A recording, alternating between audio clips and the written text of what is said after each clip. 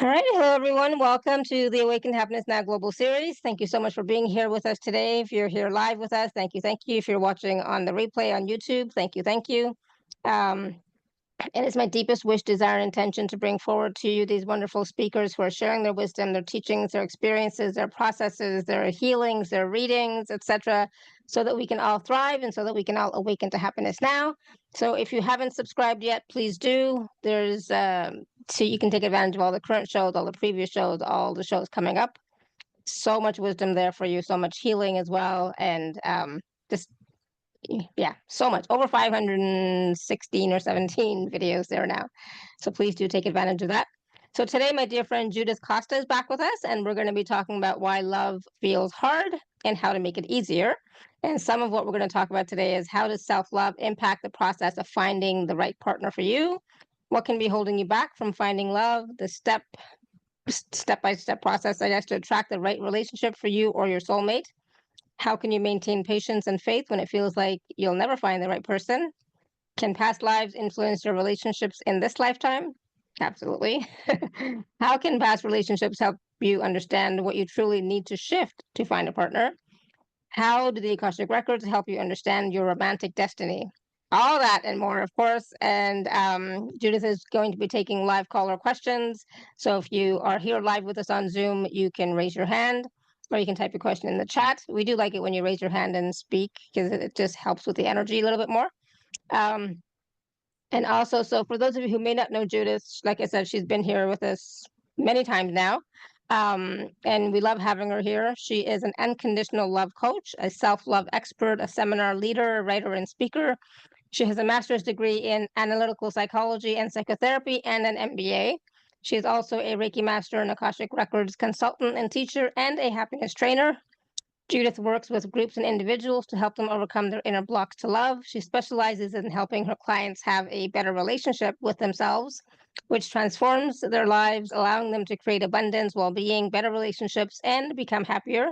She offers private sessions of coaching, consultations of the Akashic Records, past life regression, and several workshops and retreats. And her programs include Fall in Love with Yourself, Fall in Love with Your Body, How to Manifest Your Desires, and How to Find Your Soulmate. So everyone, please join me in welcoming Judith back to the show. Judith, welcome. Thank you so much for this introduction and for allowing me to be here. It's a pleasure and an honor. And thank you everybody for joining us. It's promised to be an interesting conversation. I definitely think it's going to be interesting, and I can already feel a lot of activity happening in my throat chakra, because obviously this is a topic that is close to my heart. And but it's not about me today. It's all about you guys, right? So all of you.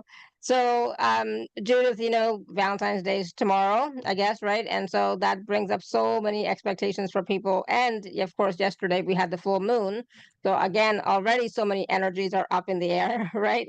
But this is a great time, I guess, for all of us to with the full moon, it's always about releasing and letting go, right? So releasing and letting go old patterns around love relationships that may have been difficult, right? Yes, it's a great opportunity, but don't wait until the next full moon. Just do it. I agree. Right now, tomorrow, Yeah. the day after, whenever you want. Yeah, all this path is not. It's fun that you say love relationships, because relationships are one thing, and love is another thing. And the problem is that we put everything together, and we blame love for relationships that don't work. But love is in itself not guilty of anything. Love is the energy that will sustain you, that will take you forward, that will move you to another space. Love will never abandon you, will always be there for you. But when we put these two things together, every failure that we have in a relationship, because we humans, we don't know how to love. We are here to learn that exactly.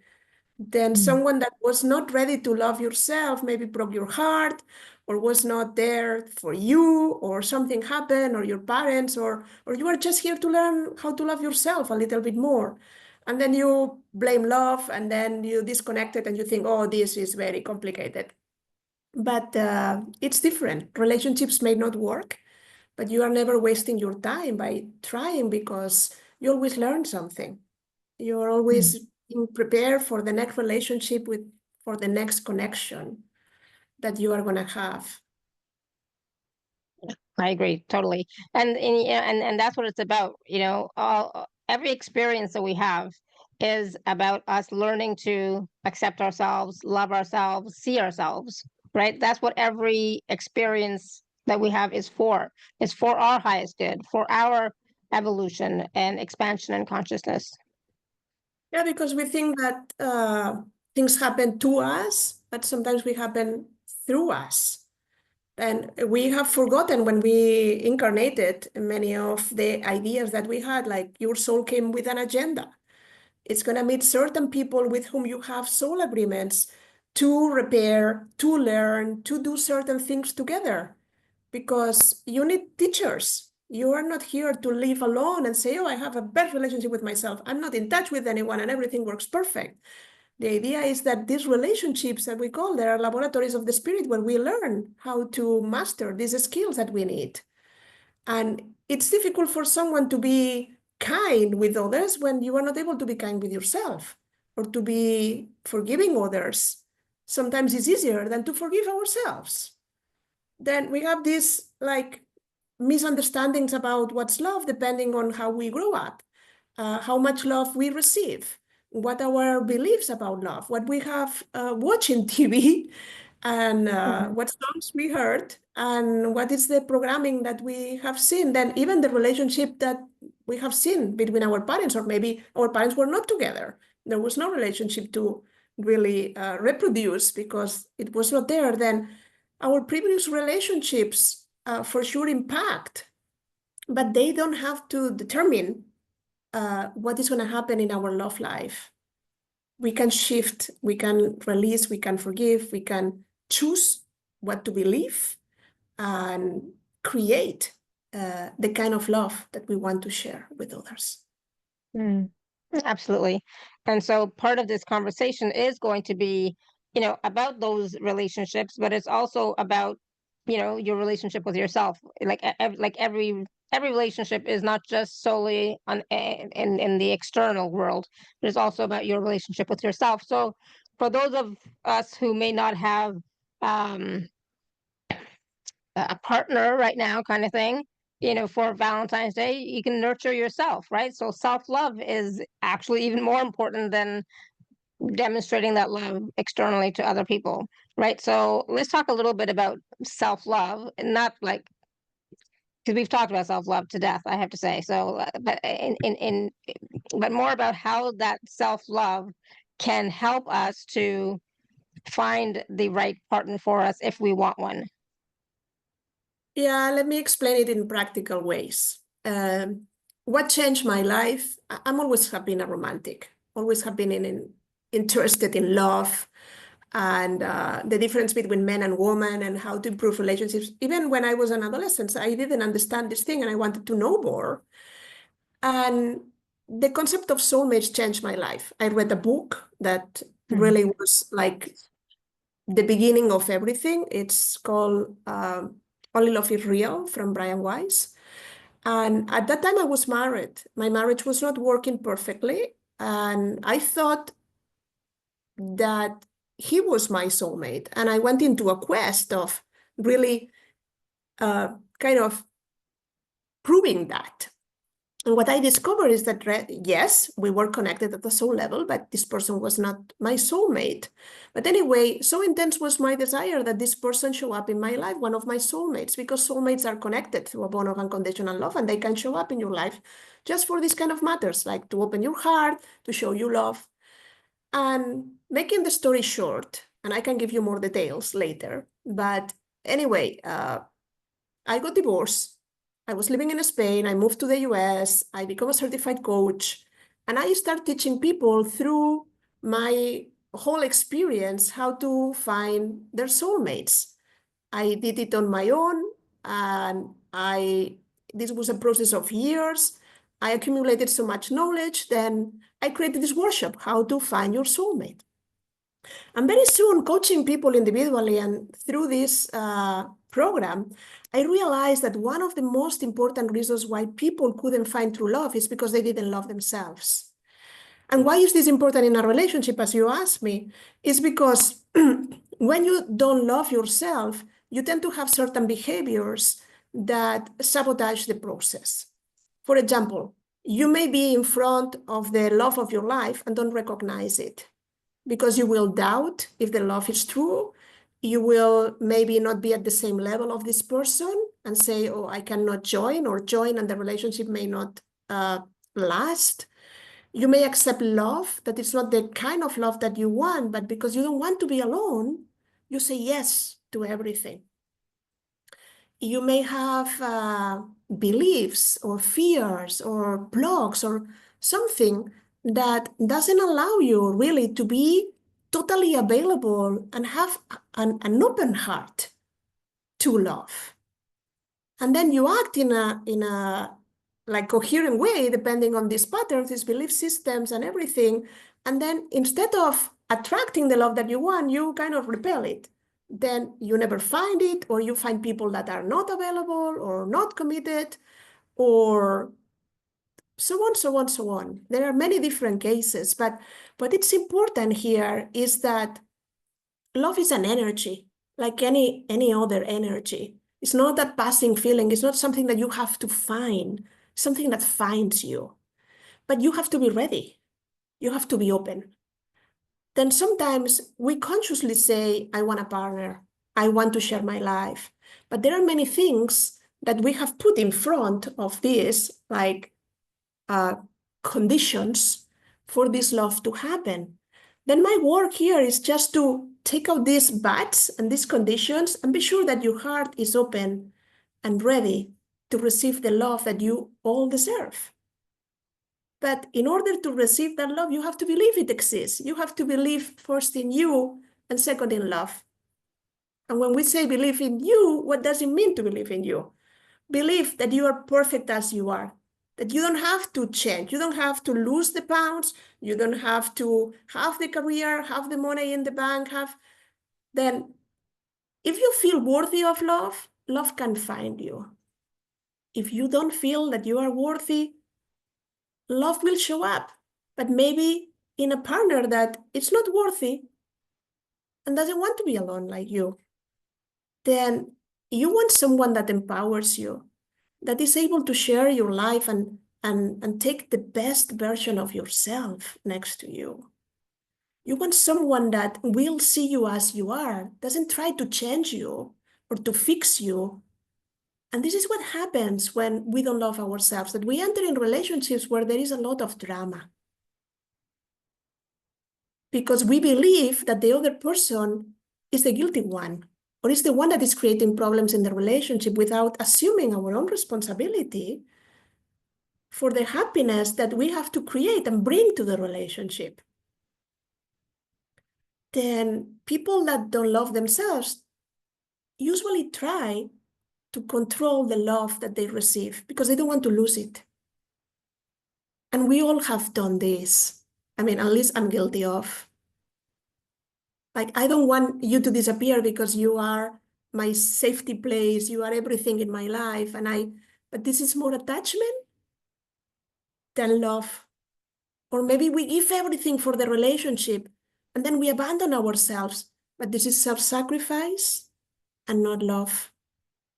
Or maybe we have a great sexual relationship, but maybe this is more lust than love. Then there are many things that we do when we don't love ourselves enough because we want to keep this love no matter what. Because we don't have the love within ourselves. We don't feel that we create this love. And then we go outside and look for it. And when we get it, we attach to it. Like, don't leave me because you are the source of the love. I need you. Then when you love yourself, all of this gets simplified because you don't put your happiness in the hands of your partner. You trust yourself.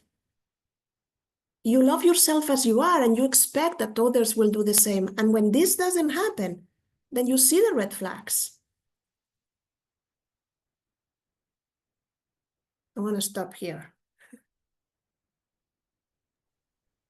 Makes sense. No, it totally makes sense, absolutely. But I think, like from what I've seen of people, I don't think most people can truly say that they love themselves unconditionally. I think we all judge ourselves, we don't accept ourselves as we are, or other people, so it's very hard to get to that place of loving yourself to that point where everything is great and hunky-dory, right? But we don't So pretend perfection, eh? go You ahead, can sorry.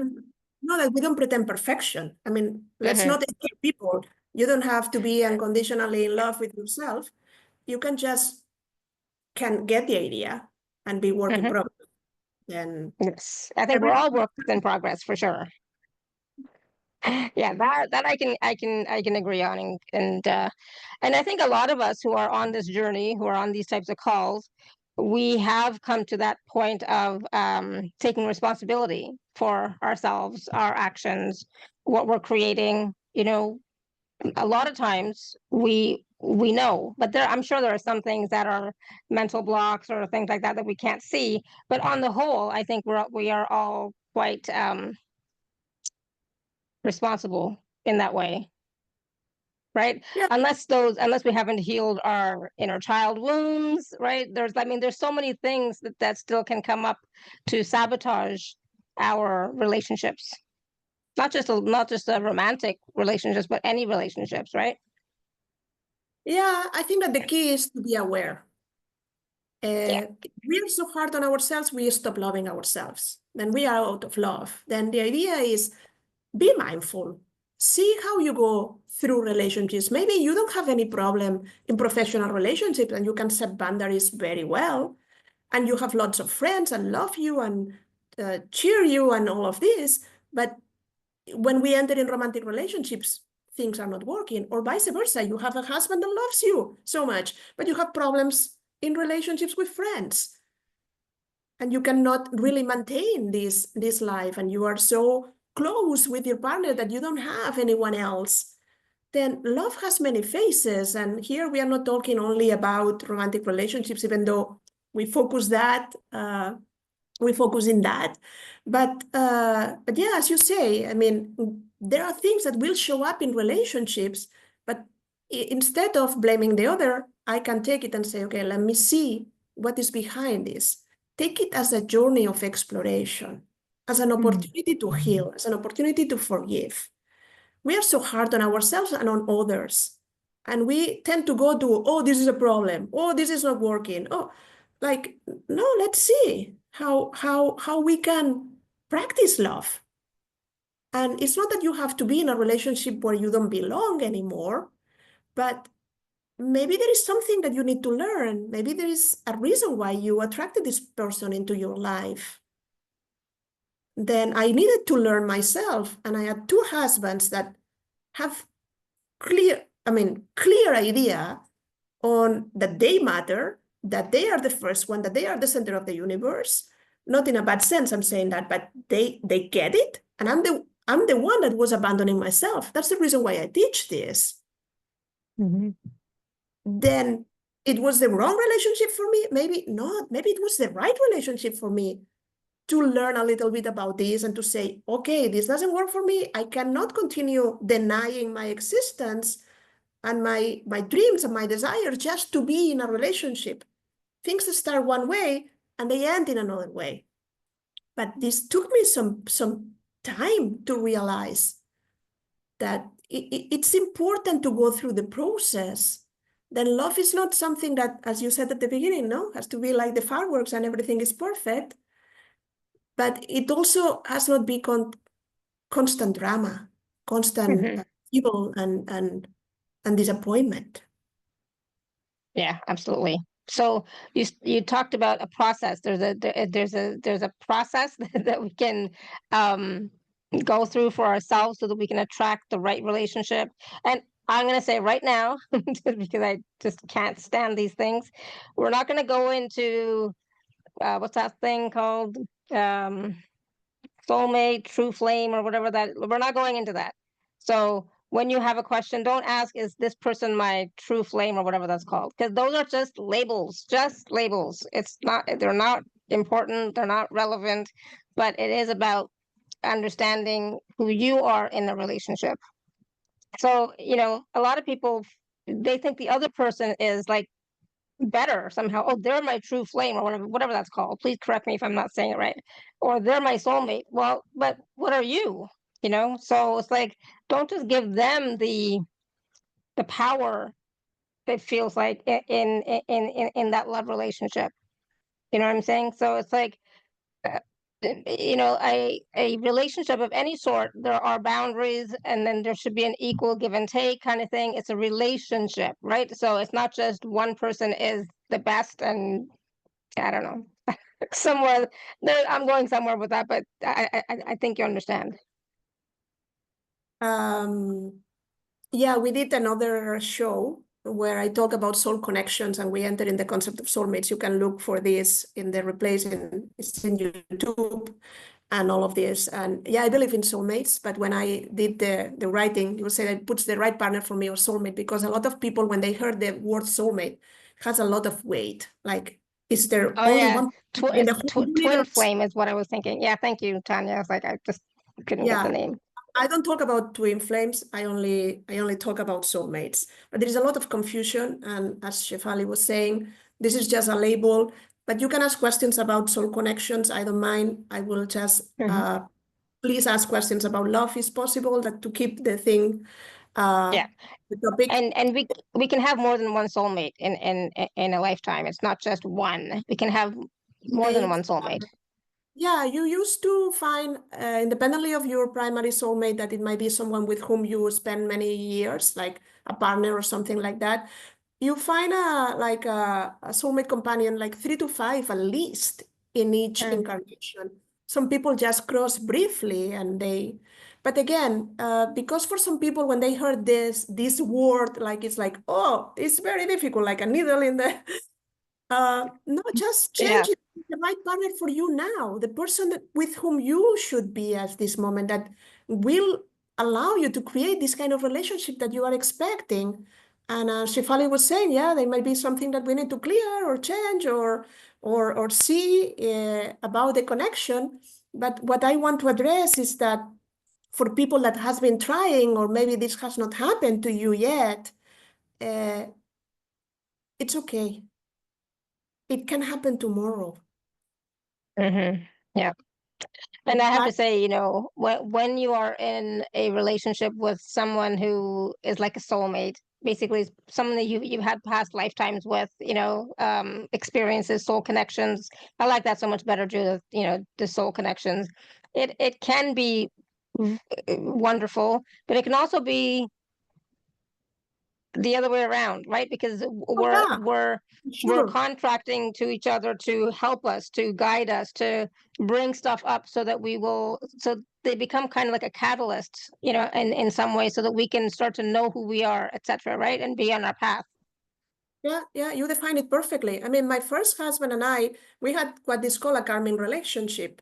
We had unfinished business, but the soul connection was so intense that it doesn't matter that you cannot put the label of soulmates. But we were repeating a pattern of behavior again and again and again.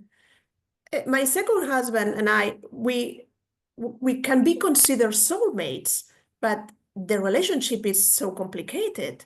And I can say that because I work with the Akashic Records. I can ask questions about exactly what soul connection it is. That is what we are going to do today. But also in astrology, you can compare the birth charts of two people and see what planets connect, and say exactly what is the pending issue, the business that you have with someone, the things that you need to repair or resolve, what happened in past lives. But you will see the connection between planets if what kind of relationship you have. Then this is very interesting. But what I realized through working with people is that it doesn't matter the label that you put. What matters is that this person enters in your life, change it totally, completely, make you make a shift, learn something, and it doesn't matter if you consider it successful or not, if you got divorced or not. Many people get divorced from their soulmates that they met when they were 16 or 17 or 18. but they were not ready to continue in that relationship. And then like 30 years later, they realize that this person that they abandoned them was so important in their lives. Then don't look for the label, look for what you can learn while you are in love and what you can bring to the table. We are used to look at the other person like, make me happy, give me the love, give me whatever I need. And I always tell when you try to, and we're going to go to the 3-step process. When you want to bring love into your life, you have to become love. You have to be the love that you want in your life. You have to bring it to the table.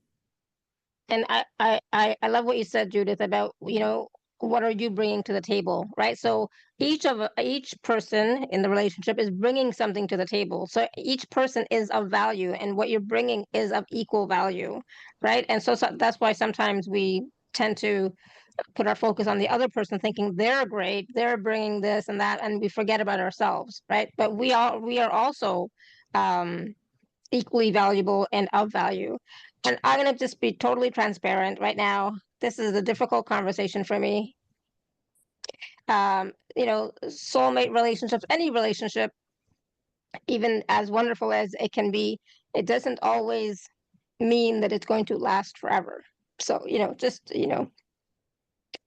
things Yeah. happen, and so this is a really this is a difficult conversation for me.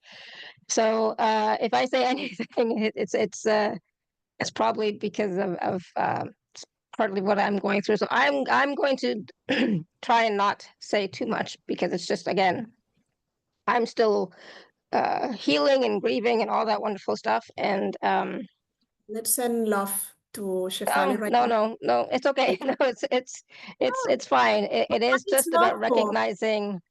Why it's It's love for Yeah. to share it? Then we all can do this for you at this moment. No, but Allow us. I just wanted to basically say that just because you are in a wonderful relationship, or any relationship, we should never have expectations that it's going to last forever.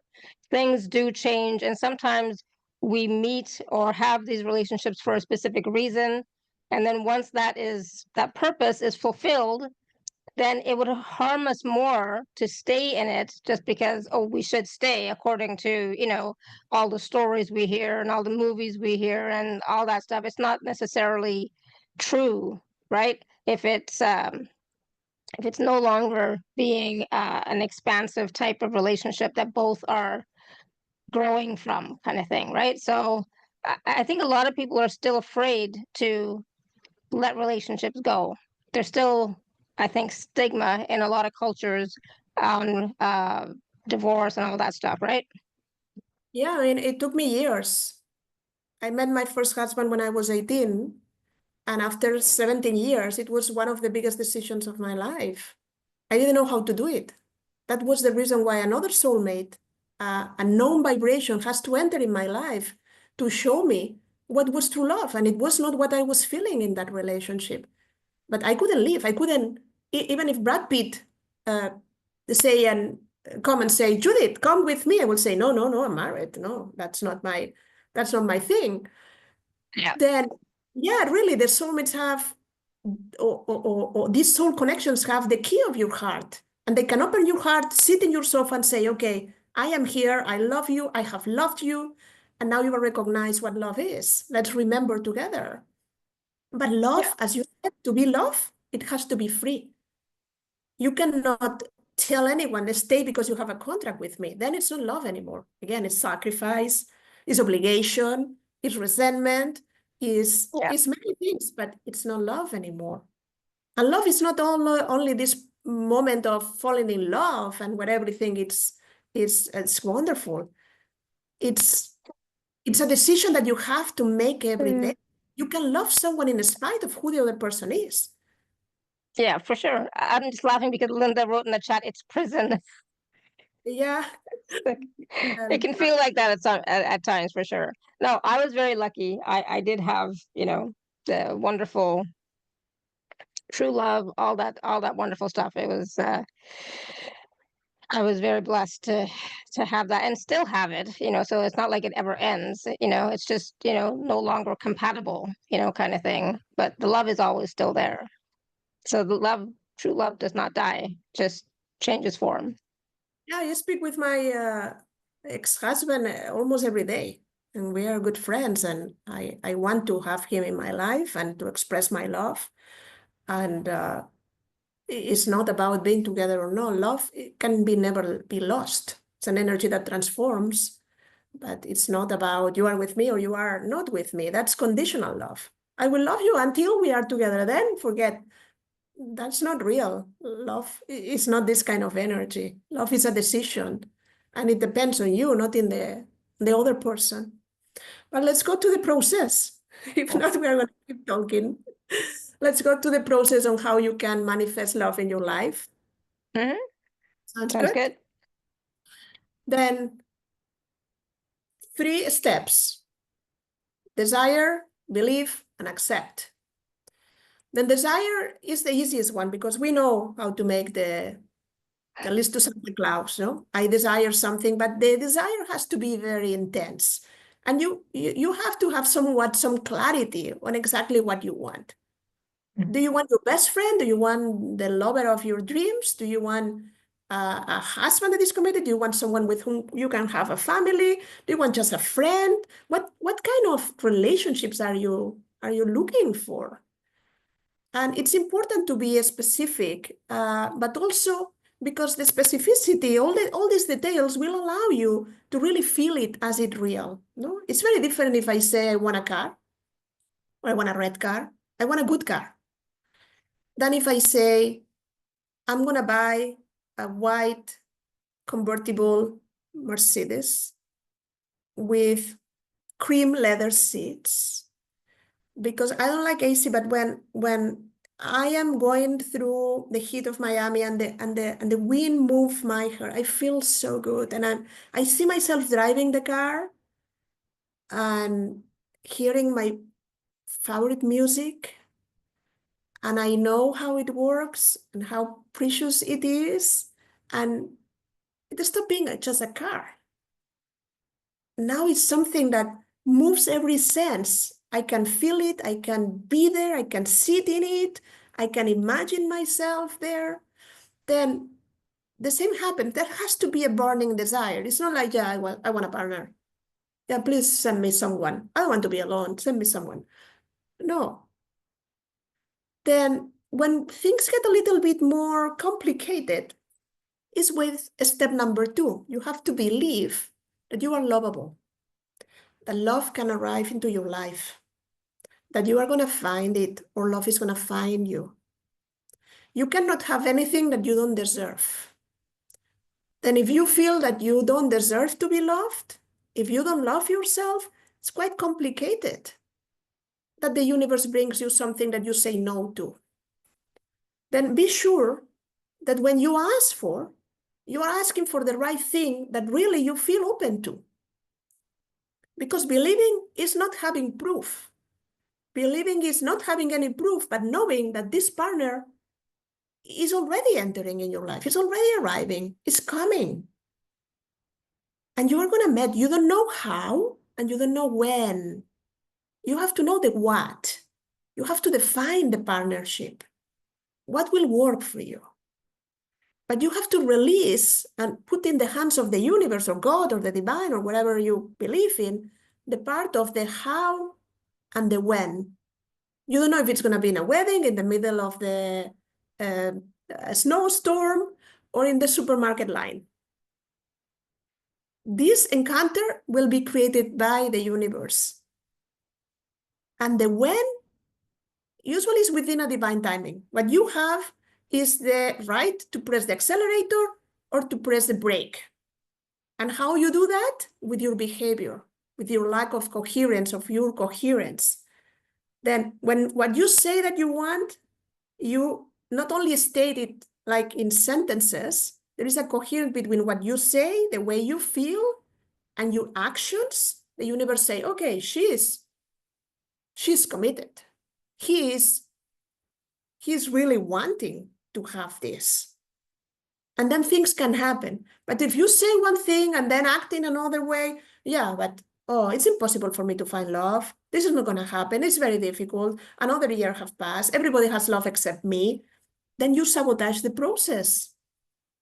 Then it's very important that you believe in love, you believe in yourself being able to be loved, and you believe that this love that you are looking for exists.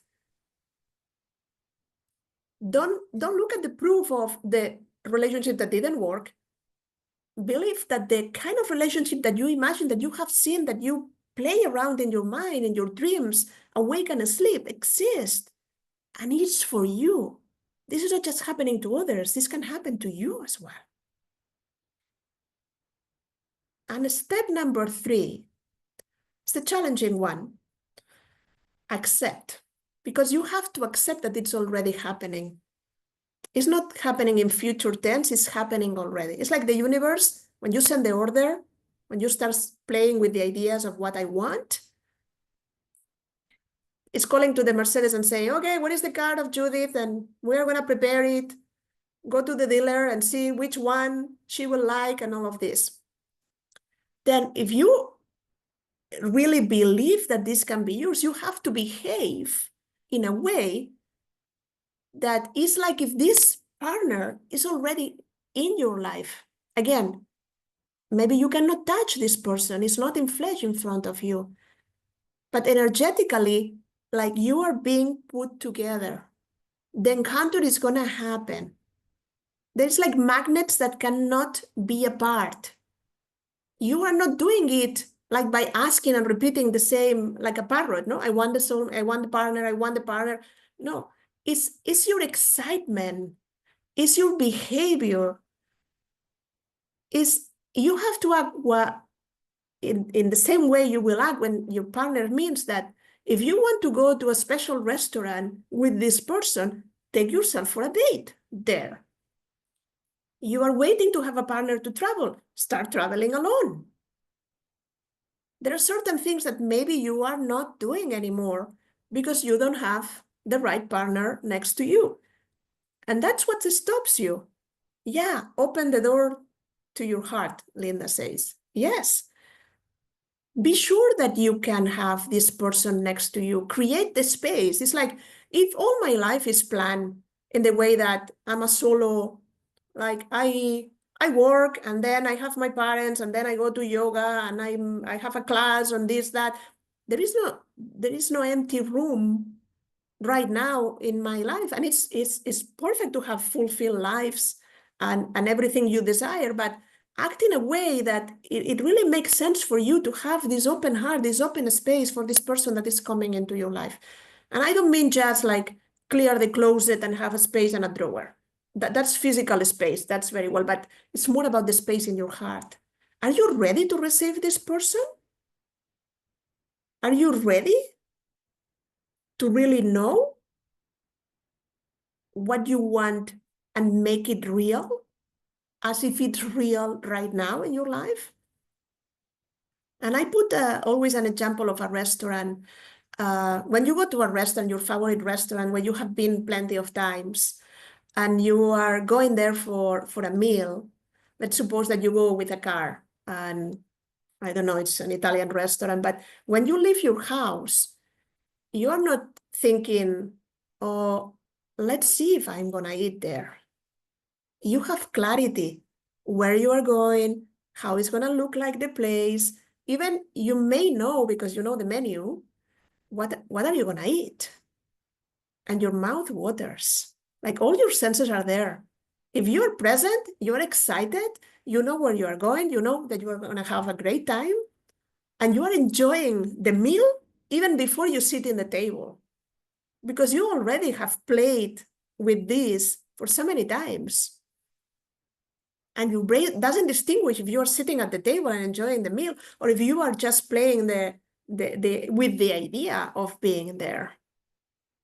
Then this is how your brain works, and it's so powerful. And you don't start thinking like, oh, what if they are closed today?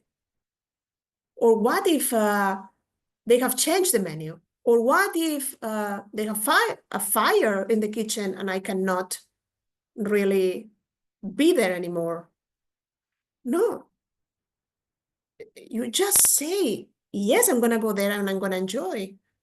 And for people in relationships, sometimes they say, oh, yeah, but it depends on the other person, is going to like me. No, just play with the idea that everything can happen for you. And it will.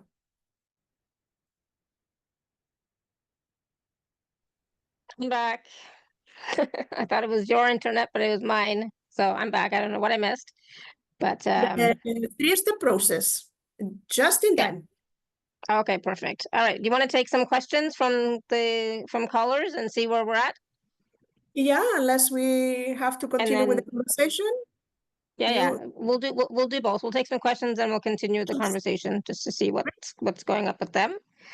So I lost everything in the chat. So if anybody has written questions in the chat, I can't see them anymore. Tanya, you want to unmute? Hello. Sorry, Hi. I'm having a flu, so I will not switch on my camera. My question is, I all my life had the pattern when if somebody loves me or wants me, I will be like dominant, and I refuse, or I will always pursue someone who kind of likes me but doesn't really maybe want me. And my marriage was different, but I don't think there was a lot of love in my marriage. It was more like mind decision. And now I do it consciously. So I consciously understand that I either dominate the person, or I start like, in relationship, it is like a runner, a chaser sometimes. So if the person starts kind of begging, yeah. Sorry to interrupt you. I don't want to be rude. Yeah. But there is something I haven't said at the beginning, and because you are the first one. Yeah. I don't need any information really about what is happening, because I'm not elaborating the answers. Everything you want to share, if it's short and brief, it's perfect. Okay. I'm sorry. No, it's not your fault. I didn't say this at the beginning, then I want just to clarify, because it's not necessary and we don't have all the time of the world. But when I will give you the information that I receive, I will ask you, do you need more clarity? Does it make sense? And then we will take it from there and go deeper or into more details. But try to ask a question instead of just sharing. Just what is your question? But my question is what is wrong with my energy balance? Is it like me not balanced my feminine and female and male energy, or how I can balance my energy so I step in my new relationship balanced? I don't have again this, as you call it, drama, thing. Well, I'm getting it's not about masculine and feminine energies and out of balance. It's more about, well, you can say it in this language. They don't, the Akashic Records, they don't talk maybe in this language. What they say is the need to possess or to control something. Then it's like when you are not interested, then you kind of give up. Because maybe it's not the right person or it's not the right moment with this person, then you cannot kind of obligate yourself to be there. Then there is a disconnection with the person, and then you don't feel what you are supposed to feel. And and maybe the other person is more in love with you than you are. But it happens the opposite way. When you are interested in a person, then you kind of lose the balance. And then you possess, you want to control, you want it at any cost. Yes. The person feels pressure and then detach from you, and then it's when you have the problem, because you like the precious thing that you want to have, then it's moving ahead or far away from you. Then it may seem not what you expect, but it's what we have been talking about at the beginning of the conversation. It's a matter of that when you enter in a relationship, you still have to continue loving yourself. You still have to be sourcing yourself from your own love and not just plugging in the other person's love for your survival. It's like, I will only have light if I am with you. And then you disconnect your own energy and connect in the energy of the other person. Okay. I don't know if this makes sense, what they Yeah, are. it does make sense. Consciously, I understand it, but subconsciously, I just, like now, I'm not that I'm afraid. I'm not afraid of having relationship, but subconsciously, I do this behavior like it is like I hooked on it, and I can't let it. Yeah, but the solution here, and we don't have time for big things, and maybe this is repeated along the. No. I want to give you as much as I can. But again, it's the cultivating self-love that will save you from this behavior, because you will remain balanced in your own love, and you will be able to expand the love in relationship with another, not to lose it. Okay. Then it's about becoming aware of what triggers you, and when you really stop being there for you, and love for the other becomes more important than the love for yourself. And you will see, it's like a process. Like at the beginning, everything goes well. And then suddenly it's like you have disconnected from your plug and plug it into his or her. Yes. Because you want more that. And then you have abandoned yourself. Then in the moment you see this happening is when you have to go backwards and say, okay, how can I be loving to myself? How can I be there for myself? Because that's the solution for the relationship. Then people focus so much in like, how can I fix the relationship? But it's not the relationship that needs to be fixed. It's like my attachment or my need for love. And of course, it happens in relationship. If you are not with someone, then you can more or less manage what's going on. Because, yeah, you know. Self-love still. Okay, thank you so much. Yeah, I need more of self-love. Thank you. Awareness. Serving yourself with love and see when you are triggered and see how you can do things differently, because you can. Like the first thing that you need to let go is the belief that I'm afraid that this is going to happen to me again. Then subconscious beliefs might be there installed, but you can uninstall them anytime by just acting differently. Then, yeah, I mean, I empower you, and you please empower yourself, because if you decide so, this is different from today, now. Yeah, I do decide so. Thank you so much. Appreciate it. Thank you. Awesome. Thank you, Tanya, and feel better. Thank you, Alara. Thank you. Thank you. All right, we're going to go to, I think it's Stella, but I could be wrong. Phone number ending in 6648. She's driving. I think she's driving or she's somewhere. Okay, we'll come back to you when we are in a stable place. Rhonda, you want to unmute? And then we'll come back to our conversation and then come back. Yeah. Positive self-talk helps with self-love. Yes, of course. Hi, Rhonda. Hi, Nice. Judith. Hi, Shefali. Thank you. Hi. Hi. My question is just trying to identify that block to really loving myself unconditionally and others, that disconnect. That's what I'm trying to determine. I didn't hear you very well at the beginning. What is the block that disconnects you from love towards yourself? Yeah, from love towards myself and others, unconditionally, without judgment. So she thinks there's a block there that's preventing her to love herself unconditionally. It's funny because when we try so hard, we make it complicated, and we make it complicated, it's not authentic. And if it's not authentic, it's not real, it cannot happen.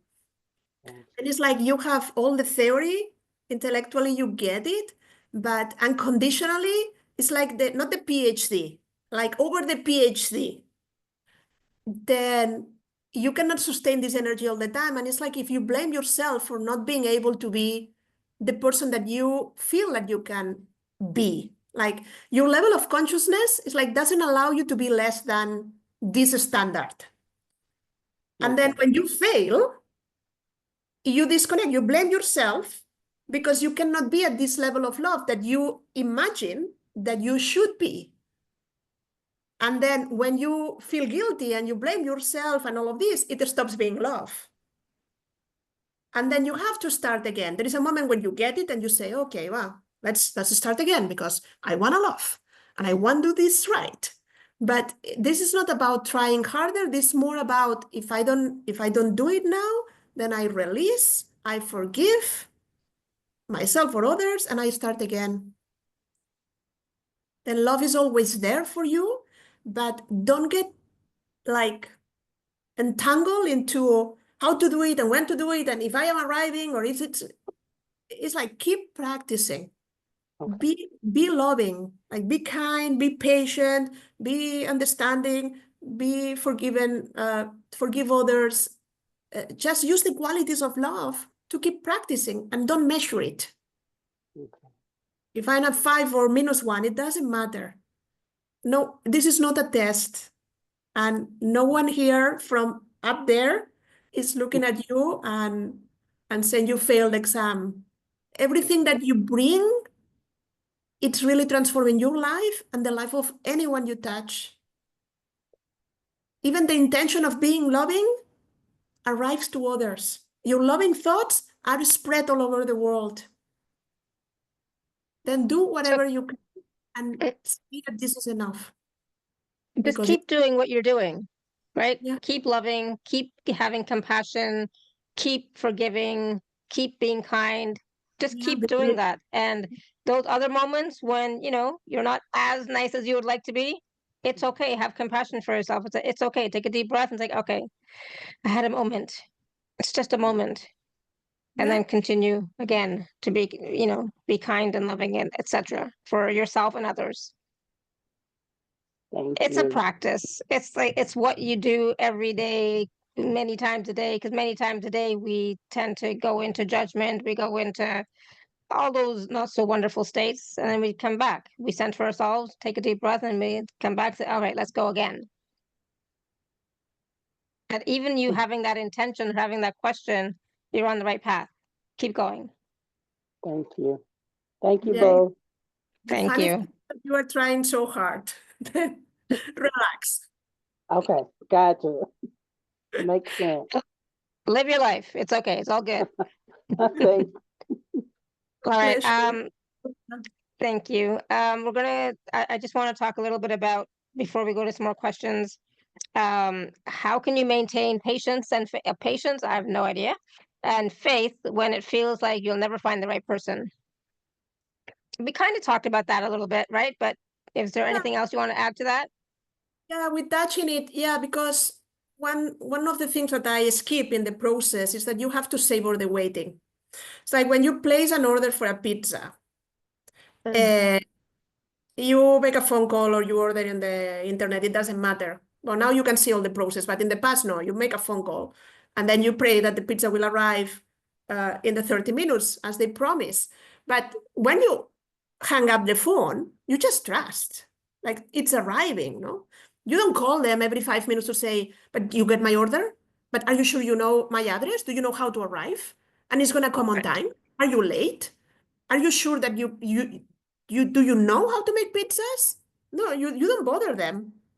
You just place the order and wait and trust, and that's it. And if they're very late, then you call and say, oh, guys, are you the late, or the messenger is lost? But usually they perform correctly and you have your pizza. Then here with relationship, it's the same. We are so nervous that we are like, yeah, but what is this happen? What is it? And what if the person doesn't find me? And it never happened before, then it's too late and I'm too old and then we are constantly looking at what is not there instead of just, I have placed the order, the universe knows, and now I can savor the waiting and start living as if my pizza is arriving into my life. Then the patience doesn't come for the security. It's like, as we were saying before with Rhonda, no? You have to address any block, anything that you feel that you get triggered, anything that is in the way. But it's not about fixing yourself eternally. You don't have to be perfect to be with the right partner. Maybe you can continue doing it together and progress together and learn how to love and all of this. But the important here is that faith is not something that is going to come because you have proof. Faith is a choice that you make. Like, I don't know how, but I know that this person is going to show up in my life. I remember when I was 18, after my first boyfriend it was one of my soulmates when we were together when we were 16, 17. And I suffered so much for this guy. I mean, we're adolescents, we didn't know much about love, but I suffered. I wanted to be with him and all of this. And the last time I saw him, it was in my birthday party of the 18th birthday. And we were together, and then we spoke in the morning for breakfast, and he was like insecure, like, yeah, I don't know, we're going to university. I'm not sure if I want to continue or to reestablish this relationship with you, and blah, blah, blah. And I pray the universe and I say, please send me someone with whom I have such an intense connection that really make this guy disappear from my life. It was April 26. On the 8th of June, I met my husband in the middle of the street. I was meeting some friends between 11 and 12. In Spain, we go out late. These things we ate at 10 p.m. and these things. And this guy with whom, I mean, this group of people with whom I had to meet, they were not there. And my future husband was sitting there with a friend, and he said, are you looking for someone? I said, yeah, I'm looking for a group of friends, but they are not here. Oh, do you want to sit and wait with us? And we start talking, and that was for the next 17 years. I mean, it just happened. Then you have to place the order, but with all your belief, and allow the universe to do its magic. Then savor the waiting is not looking at what is not happening. It didn't happen yet. All the failure that I feel I had, it's just the opposite. It's looking at the potential, expect the unexpected, embrace the unknown, believe in miracles, believe in unexpected encounters. And I can tell you, I can speak for the rest of the night about synchronicities that happened to me and all of this. Then they happen in love. My second husband's the same. It was just an encounter in someone else's place. Like it was meant to happen. I didn't do it. I even ignored it the first time. And the universe gives me a second opportunity. Then savoring the waiting and having the patience and the faith. Yep, absolutely. Wow. Yeah, I mean, the same thing happened with me in my relationships. They were unexpected, and they just happened, and they were divinely guided for sure, both of them actually. So it's like, sometimes things are meant to happen, but it's also based on our actions too. So past lives can influence, I think, definitely our relationships in this lifetime. So I do believe that all my relationships have all been linked to past lives in some way. And I think that's how it is with our main soul family, soul group. We travel together from lifetime to lifetime, playing different roles, right? So it's important to recognize that, I think for myself anyways, that sometimes when you feel a sudden connection with somebody, it's probably because of a past life connection, but that does not mean that it has to be, this is the end all be all, right? See how it flows and see how it goes. And it may not be the soulmate, true love type of thing, but it could be a relationship that helps you to get to the next level or the next step in your life or whatever. Judith, what do you think? Yeah, I totally agree with you. When you have a strong reaction in front of someone, it's because you know this person from a past life. Again, when we talk about soulmates, it's like these are stories that we hear that they are right and true, that you see across a full room of people, you see someone and just you connect with the eyes and you feel you know this person. and you have not been introduced, and maybe you talk, and it's like your heart is saying, oh, I'm so happy to see you again, but your mind says, I don't know this guy, no, like, what is happening here, no? Then it's this intense connection. And again, the fact that you have an intense connection doesn't mean that the relationship is going to be perfect. It means that at the beginning, it will feel like you are going faster than in any other relationship, because there are many things that will reawaken the passion or the commitment or the connection or whatever or the problems that were there in the past. But for sure, one of the most important reasons why people schedule Akashic Record sessions is because they want to know what are the blocks or what are they experiencing from past lives that they're affecting your life right now. Because sometimes in talking therapy and even in coaching, like we can talk consciously about what I know, what I have discovered, even these unconscious beliefs that we see in our behavior.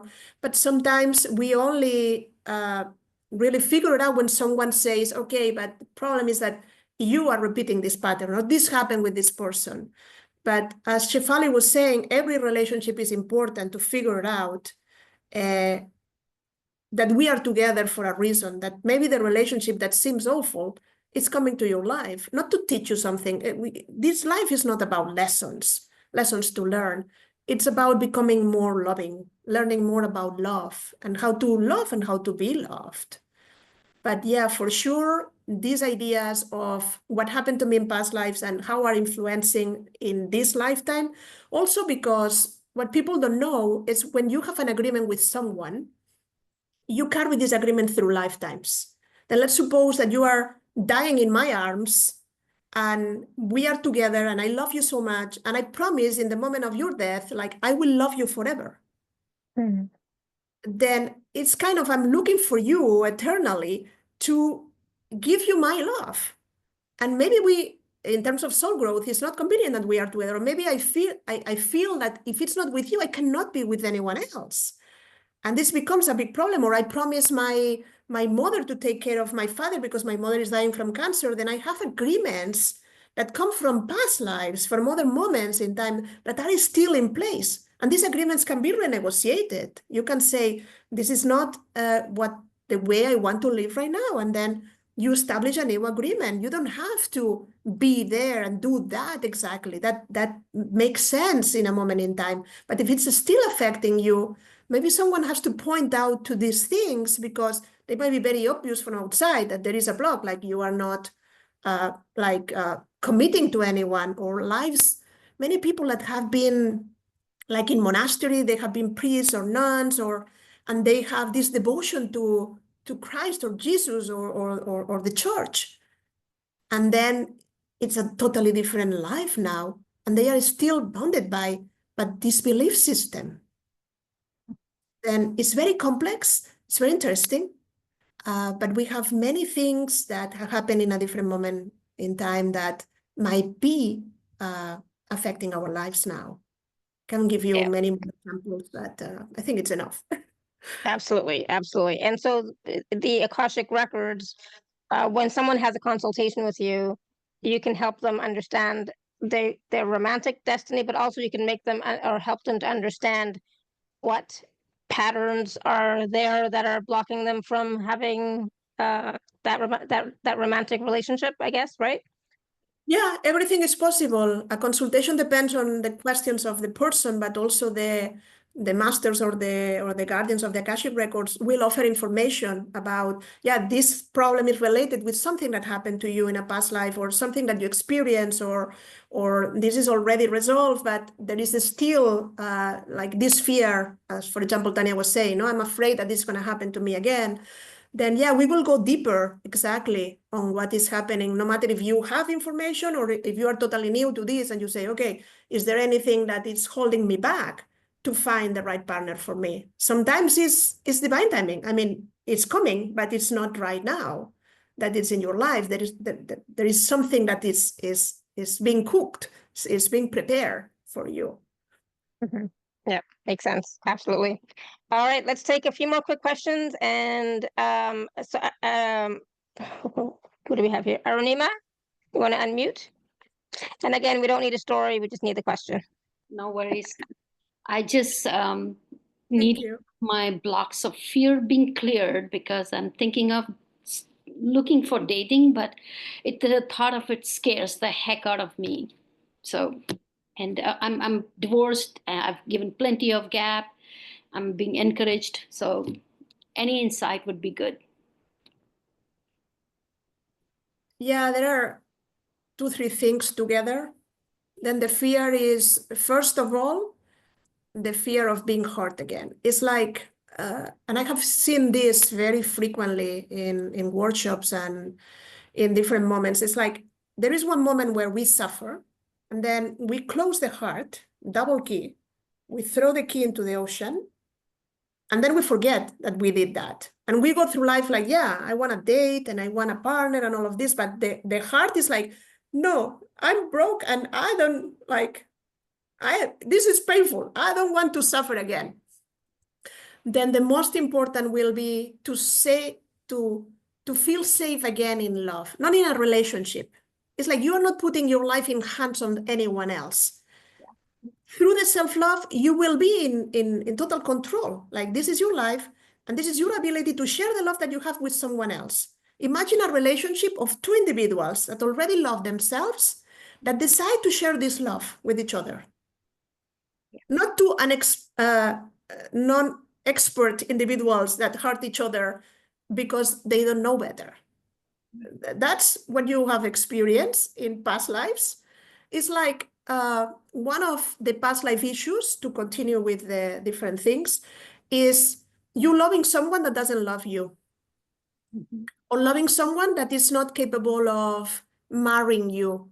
When it was in this moment in time where marriages were more a commercial agreement, parents decide for the kids, you were not allowed to marry for love.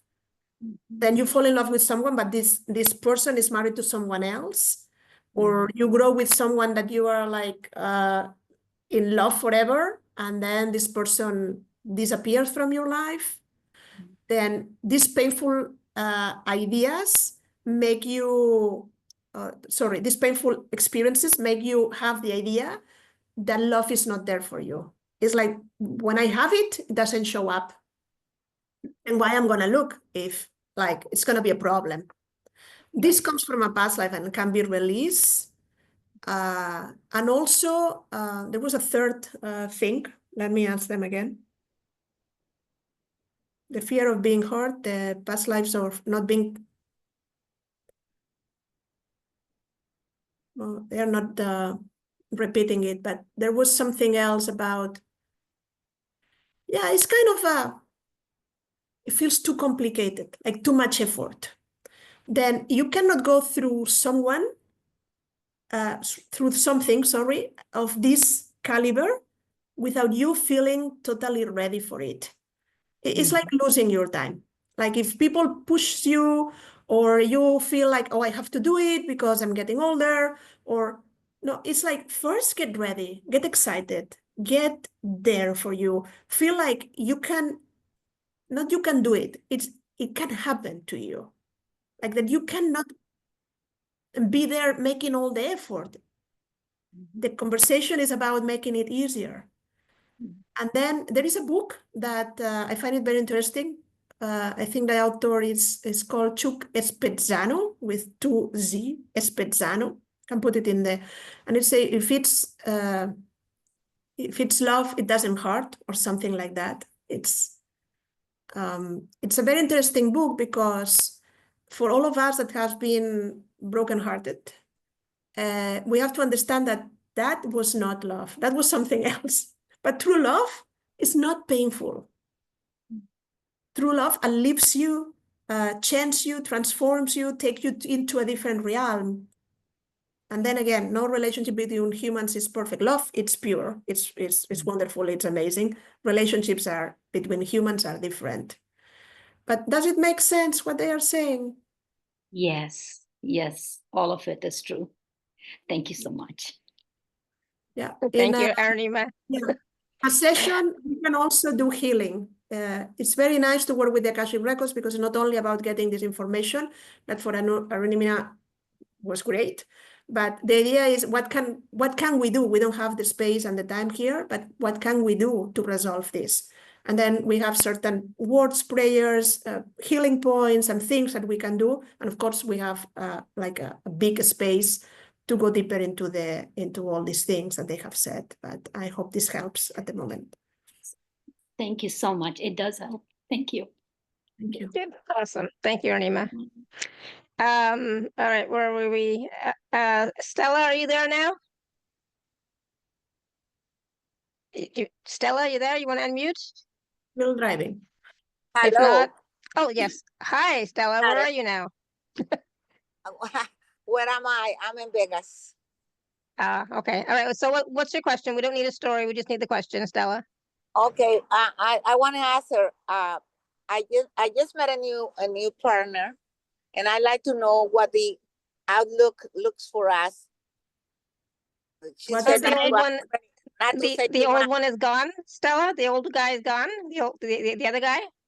Is gone Oh, good. My God, forever. finally. Forever. Thank goodness. So I'm here with my partner. This is my partner, Hi. and I'd like Okay. to know what the spirits are saying about how our relationship can work out. What is the name of the person that is sitting next to you? Hernan. Like Herman. Okay. Se me va a caer. Vamos a pasar ahí a la bodega. No, vamos a la casa porque se me está muriendo el teléfono. Sounds Spanish to me. Yeah, if you can focus. Pero dice que usted quiere llevar las cosas de él. No, pero él ya no. Por favor, silencio. All right, Judith, what do you got? I can't hear. I Okay. I have to say I don't feel comfortable. Especially because he's right there. No, but What? he's not listening.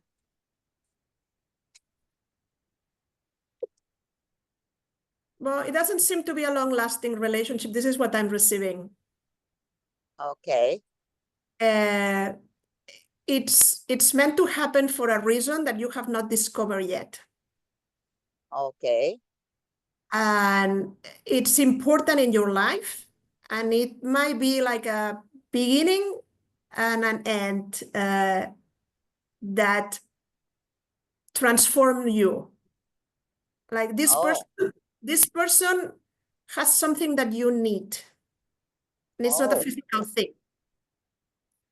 It's Okay. creating life to awaken something that it's dormant, but it passes through. Like it enters and then it leaves. Okay. Enjoy it while it lasts. That's right. Okay. Sounds wonderful. Okay, awesome. Thank you, Stella. Thank This you. is what is coming, and I hope it makes sense for you. It does. It does make sense.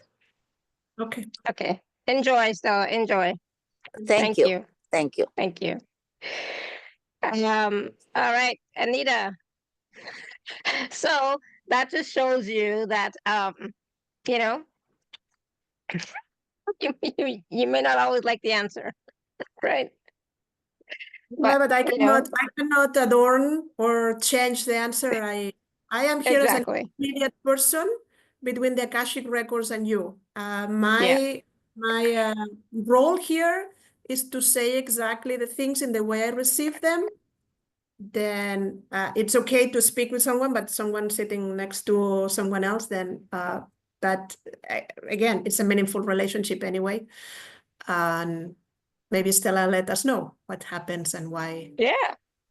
I'm just glad that the other person is gone, because that was not good for a while. So anyways, Anita, what's your question, Anita? We cannot say what is good or what is not good because we don't know. Yeah, what, for sure. This is happening in our lives. Then Yeah. look at that, maybe at the soul level, might be perfect. Exactly. Right now. Yeah. That's true. Okay, go ahead, Anita. Sorry. Hi, Judith. Thank you for taking my call. My husband has been passed 4 years now, and it seems like we've been having a life review together. I was wondering if you could look in the Akashic Records and see if we'll have a future life together. It's not decided yet, Anita. What I can tell you is that even though he's gone, he's totally present. He's Yes, not. I do feel. I feel him, but I It's wish like I could feel him in person. Yeah, no, but this is a learning process for you. It's like love is not physical connection only. And when we say physical, doesn't mean sex or hugs and kisses. Love is much more profound. And it's important for you to understand that when we say he lives with you, is he lives with you. Really, not that his energy is around the house and all of this. Is like he is following you and all your different movements. He is present in your life. Then if you open up to this possibility, you can have a relationship with him, he being in the other side and you being here. There is a book about this kind of issues about love. How is his name? The guy that wrote the Schwartz, the plan, the soul plan, but he has a book specifically about love and relationships, where there is, for example, for you to understand how this can go, like there is a parent that dies, the father is dead, but is raising the child with the mother that is alive. Then again, there is a deepening in the connection with the other realm that through your husband you can get into. I do feel actually more close to him on a spiritual level than I had when he was in body. Yeah, for sure, because it's a different him. It's not the same. It's not the Yes. same man with whom you were living. It's the soul with whom you have a relationship now. Then it's his presence, it's the memory that you have, but much more evolved. I see. Thank you. I appreciate your answer and your time. Have a blessing. And about the future, if we could tell you, we will tell you, but it's not decided. Yes. I see. Still need to happen. And it was important that you asked the question, because there is something that through your husband, again, you can learn about how love transcends dimensions and realms. I'm actually learning a lot about myself. Yeah, also. Absolutely. Yeah. To stand on your feet and how to be there for yourself and all of these things. Again, self-love matters here too. Right. Thank you. Blessings. Awesome. Thank you, Anita. Great question. Thank you. Liz has been waiting for a little while. Yeah, Elizabeth, you want to unmute? Yes, thank you, Judith, again this week. A general question. What is The volume is very low.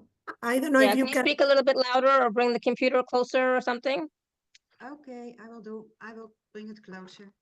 General question. What is holding me back from finding or having the loving partnership?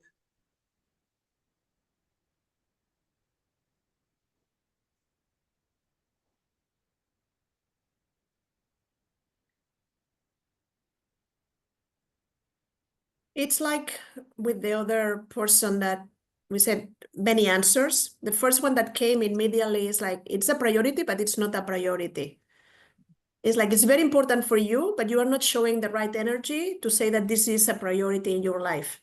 You have other worries, other preoccupations, other interests, other things that doesn't allow you to focus on that. Then when you think about the partner, say, yeah, of course, I want someone with whom I can share the life. But you don't get up thinking, is this the day when I'm going to meet someone? You get up thinking about something else. Then it's important to focus the energy on those things, not obsessively and in a kind of a worry, like I have to put everything because if I don't have this energy there, it's not going to happen. But the amount of energy enough that it's sustained, that will tell the universe, yes, Elise is clear. Elise wants this. Elise, there is a matter of divine timing. Also, then sometimes it's not only when I want it and in the moment I want it. It's like this feeling of I'm being prepared to have a higher level of partnership, but I'm getting ready myself for them to be together at the same time. But there is kind of a uncertainty in your life, things that you don't feel calm, you don't feel at ease in the sense of how things are going. And this takes the energy that should be put in the love for yourself, in the love for everything that exists. Then it's similar to what we were saying with Rhonda. This higher level of consciousness sometimes becomes not an inconvenience, no, but like you ask so much from yourself to do the things in a certain way and to take care of every area, that sometimes when things are not working at the level that I want, I cannot accept it. Like I become hard with myself instead of being open. There are people that don't have any like their life figured out, and they go out and they found someone that evening, no? And how is possible that it's easy for because it's different. Maybe they don't have attachments, they don't have ideas about how it should look like, but you have ideas. You want something specific, you want something concrete, and maybe you don't feel ready right now at the bottom of your heart to accept it in the same way you want it. Then this provokes like a disconnection, where I ask for something, but then I say, oh no, like I call the universe in the morning, no? Like, yes, send me this person. And then I call at night, like, I'm not sure if I can do it right now. I don't know if this makes sense, or do you need any clarification on what they... It makes sense. It makes sense. Yeah, yeah. It's exactly what you are saying. Yeah. And if it's a priority, it should look like as a priority. Yeah. Yeah, I'm doubting if I want it really. And sometimes I want it really. But then then I have to have patience, of course. Yeah, but there is a false belief that you want to believe that there is a different kind of love, that is the one you are looking for. But there is an expectation that if it comes in the same way, I don't want it. Mm-hmm. Then the fight is against yourself and your belief. Then if it will be exactly as you can kind of imagine, mm-hmm. then you won't have any doubt. The problem is the belief that the love that you want really exists. Mm-hmm. If this belief is not installed, it's kind of a self-protection. What we were saying to someone else, that I love my heart. I still say I want it because it will be nice to share. Everyone wants to share their life and to have someone that loves you and supports you and is there for you. But if this person is going to spoil my life again, like, then no, thank you. I'm okay alone. You know, I'm self-sufficient. Yeah. Then maybe changing the idea that love is not what you have experienced. Love is something different. Will allow you to open the doors of the heart and to trust that the experience is going to be worth it. And this is not painful and this is not dangerous. You don't have to protect against love. Yeah. Yeah. I understand it totally. Thank you. Thank you. Awesome. Thank you, Elizabeth. I think we all needed to hear that, so thank you.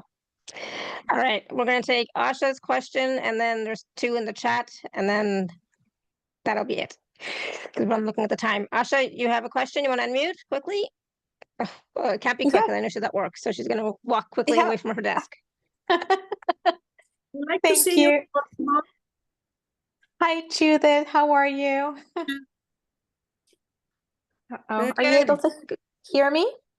Yeah, yes. We can hear you. Go ahead. Okay, perfect. I just have a quick question in theme of love, and starting to, I haven't started this yet, but I am actually starting to think about going back out there into the dating world, and any guidance you can offer for that would be greatly appreciated. What I should look for, how do I prepare, and will I find the best compatible partner this time around?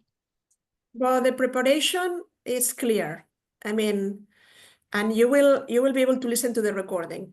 See in what way you have put the question, like the statement before the question, no?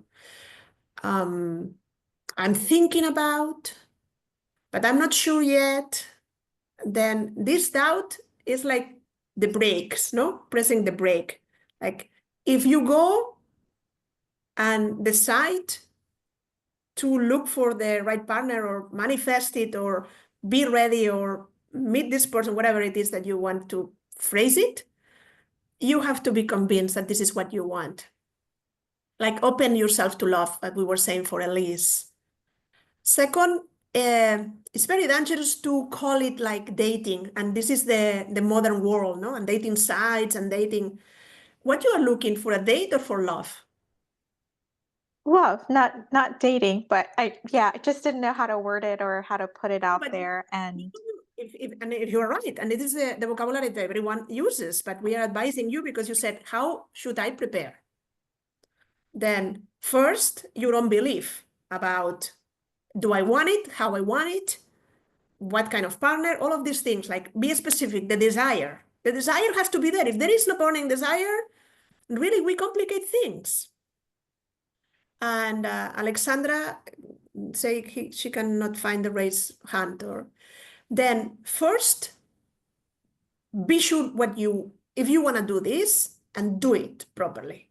Second, remember, you're not looking for a relationship, you are looking for love. And when you look for love, things change. Because you are not having all this pressure on finding the right partner. It's not about the right partner. You are establishing a loving connection with someone with whom you have all the love and you want to share it. Again, what are you bringing to the table? Sometimes we forget, no? We ask certain things in the partner, but we forget, like, how are you going to feel? How are you going to make this person feel? How are you going to support this other person? What do you want to do with this person? How your life is going to look like?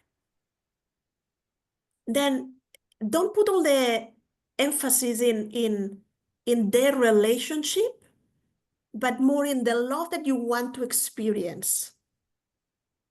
I don't know if this makes sense for you. it does. It definitely does. I think that's really important. And the last thing is like, don't be afraid. It's like there are, and again, I don't like to make it general, they say, no, we don't want to like leave it there, but it's again, this idea of not being reciprocated. Finding someone with whom you fall in love, but this person doesn't want to commit, or it's gonna broken my heart again. Like, release the fear. Understand that this is a journey and you're not putting yourself out there like to see where the arrows are coming from and who is gonna like hurt you. That this process has not to be painful. It has to be enjoyable. Then do it in a way that you can enjoy. And don't be afraid of any consequence of anything that you have experienced in this lifetime or in past lives. Release the fear that may show up in the process and be there for yourself. Again, the self-love piece, it's also important. Makes sense, Asha? Hopefully that makes sense, Asha. It does. Yep, absolutely. All of it, Judith. Very helpful. Okay, then. Thank you. Awesome. Thank you. And I think that was really important. It's not about the relationship, it's about the feeling of being loved, loving the other person, what that whole experience is like, right? So focusing on that more is going to I think is the key. Not the relationship part, but the love part. How you want to feel in that love experience with another person. So that was key for me. So thank you. There was two questions, I think. I know Alexandra could not raise her hand, but let me just want so really quickly. Sarah had asked a question. If I'm Can, having a, can we ask did Sarah you, if yeah, she do you can? see it? No, no, I'm Let not me just looking. let me I'm not just looking let me at the just chat. read the If it's question. possible that she express the question herself, and if not, if you can read it for me, Shefali, because it helps me to receive the question more than to read it. Then if Okay. she's able to, even if it's Sarah, without, are you there? Can you I am. unmute, Sarah? I'll read it myself. All right, go ahead. If I am having a congenial relationship, but there is a deep love partner out there, do I have to let go of the friendship one to make the way open for a new one? This is a partner I live with. It's very friendly, but it's not sexual, and it's affectionate, but it's not a deep love. Do I have to let go of this to encounter a deep love? what is the name of the person with whom you are? David? David. And if I understood correctly, to translate the question to them, you are saying if you have to leave David to find your true love. Yes. Okay. Or let him just keep living in the house. He lives upstairs. I live downstairs. Yeah, no, the problem is not the living arrangements, of course. And to answer your question, David still occupies part of your heart. Then one of the difficulties of finding anyone else is like, if I am still, you can get divorced from someone for 10 years and still this person occupying part of your life. Doesn't have to be someone with whom you live. Then this is about your readiness to find this true love, and not about if he lives upstairs or downstairs, if you have to leave the place, or I don't know if this is exactly what you meant. But what I'm getting for you is, ask yourself this question. I am ready, open, and to love, or there is a part of me that is still invested in the relationship? Because depending on, and we don't like to talk about percentages, but like if this is a 20% or if it's an 80%, it for sure, it's in your energy. It's what you are sending to the universe. I'm available or I'm not available. I am ready to move forward or I'm not ready to move forward. And maybe this is not something that you consciously know. Maybe it requires like like going deeper inside of yourself and ask yourself this question several times, like in meditation or in moments of solitude where you can really feel if this is like something that holds you back or it's something that really doesn't affect. And you can find love independently of this person is in your life or not, or you live together or not. They say if it's clear enough what they are saying. Thank you. Is it clear enough, or do you need? Yes, it's you're saying that it's a question of intention and emotion. And the thing is, when you've got a compatible partner, you bird in the hand. Yeah. Is worth two in the bush. So do I want companionship? Do I want to risk living alone by That's separating? what they are saying. Yeah, you don't have clarity because you don't want to lose what you have, but you want something else. Then the only one that really can decide is you. Yeah. Then this other partner exists, but while you are still like invested in the relationship, then you are saying no to something else. Yes. Do you want to let go of support and compatibility to have a deep love? Yeah. Yeah. It's There's nothing good or bad about it. There is no right or wrong decision. It's up to you. And that's a big trade-off to think about. David, yeah, but David is important in your life because this is again not only you have not been together only in this lifetime.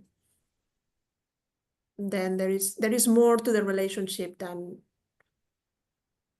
just companionship, but not sexual. I mean, there is a weight in the connection that makes the decision difficult for you. We understand. Right. But Okay. you have the space here to really. I understand, and time is short, so I will thank you, and thank you, Shefali. Thank you, Sarah. Thank you. All right, we're gonna go to Tina and then Alexandra. Hello. Tina, you want to unmute? Go ahead. Hello. I'm wondering, my grandson that you see there in the picture, wondering if him and I have a past life or some kind of connection, because I haven't met him yet, but ever since I even found out that I was having a grandkid, I've just felt extremely close to this young man. And I'm just wondering if I'm going to be able to see him and we're going to actually have a physical connection.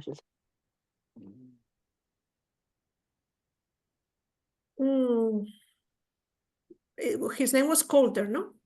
Coulter. Yeah.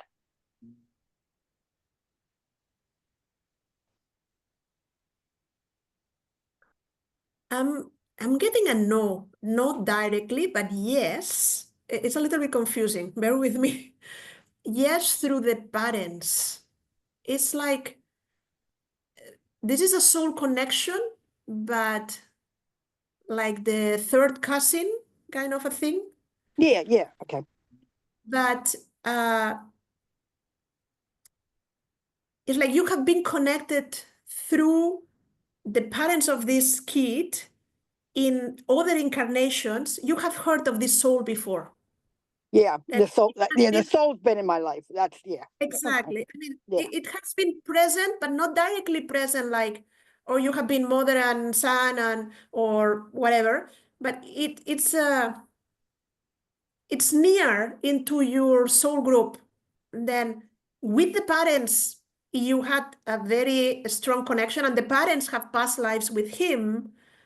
Then the relationship comes from a different way. It's like if you and I were friends, and I have a very good friend that I have been speaking about her all my life to you, and then finally you are going to meet this girlfriend of mine, no?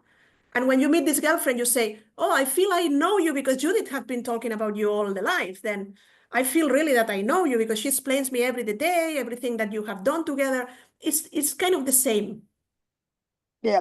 My partner who passed and my daughter, which would have been his stepdaughter, us three, I know had a past life, many lives together, I think. So I think and he's just now popping in to join along, I guess, on the ride. Yeah. Yeah, there is a connection, but not directly through you, through Right.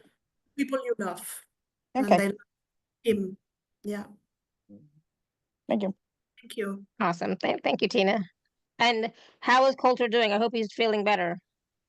The last message I got, he's okay. You know, Okay, when you're in a good. distance, and daughter sometimes, right now she's focusing, her husband's leaving in 2 weeks to go overseas. He's getting Yeah. deployed. So yeah, thank you. Good. Awesome. Good. I'm glad he's doing better. Thank you. Yes. All right. We're going to go to Alexandra. Alexandra, you want to unmute? Hello? Oh, I hope she knows how. I hope she knows how to unmute. You are muted. Yeah, maybe we can ask her. Okay. Can you hear me now? Yes, Yeah, we we can. can hear you. Mhm. Okay. I have a how many years dilemma? 20, at least 20-year dilemma about this person. And it's like I was told by different psychics that he's my twin flame or something, and my soulmate, and they described to him the color of his eyes and the letter in his name. Can you tell me the name, please? Oh, Kevin. Kevin. Yes. And what is the dilemma that you have? What's the question? The question is that the synchronicities were totally like crazy, and we got together like twice in a total, like the universe brought us together, but we were in a different class level. So he happens to be a very famous person, and I wasn't yet. And then we drifted, like I got sick. I had like a stroke, and now the gap is even more huge than it was before. But I think about him every day, and but it's very disempowering to me. Like it's a very. I am getting a little bit lost, Alexandra. Okay. Sorry to say. So Then what do you want to know specifically, Alexandra? Do you want to know if he's going to be in your life or what? I'm receiving information at the same time that you talk, then I couldn't pay attention to you because I'm receiving at the same time. Then let me tell you what I'm receiving, and then we'll take it from there. Sounds good? Yes. Yeah, then, yeah, this becomes difficult because, again, I don't talk about twin flames because for me, a twin flame is you. It's the other part of you that you really find. It's not another person. But I talk about soulmates, and Kevin is one of the important soulmates in your life. That's the reason why the synchronicities were crazy, where you were seemed to be together, and it's like it's an elastic, no? You separated, but there is a force that it's bigger than you that takes you together again. And no matter what, if he's in your life or not, just the mere existence of this being makes you happy. What you say, think about him, is such a powerful connection that when you recognize is constantly present there. But doesn't mean that because you have this love, you have to be with this person. That is what you kind of were saying at the beginning. But I was here and he was there. It's very common in soulmates that they meet in a moment that is the right person, but it's not the right timing. And this is painful because you want to be with this person, but it doesn't work or cannot be, or you feel this intense desire of tending the hand for the other person to evolve. And this is what makes the bond or the connection between soulmates special. That with someone else, maybe you are not going to be there for the lessons, the learning, the whatever it is. You will say, oh, that's too complicated, I leave. But for a soulmate, you will be there because the connection makes it possible. It's like a different kind of love that takes you to a different level. But again, doesn't mean that because you feel this, you have to be with this person, or if you are not with this person, this is the end. I understand what you feel. I mean, I have the same with this boyfriend that we were together when we were 17. I mean, I just see the photo in LinkedIn and my heart really changes. Like just the fact that he exists made me happy. But during years, I had so many synchronicities also until I understood, and I'm not explaining this because I want to share this with me. This is coming from the Akashic Records. They're asking me to share this with you. Until I understood that he was the message of love, but he was a messenger. Doesn't mean that I had to be with him. But he was the one that was able to awaken the love within myself. I don't know if this makes sense, Alexandra, or if you need any clarification, because we don't know exactly what the question was, but. Yeah, it totally makes sense.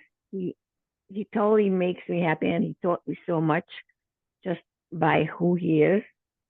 And we could be together again. Like we could meet again. But I have to raise my vibration and my frequency. We're both in the entertainment industry, so it could be very likely that we meet again.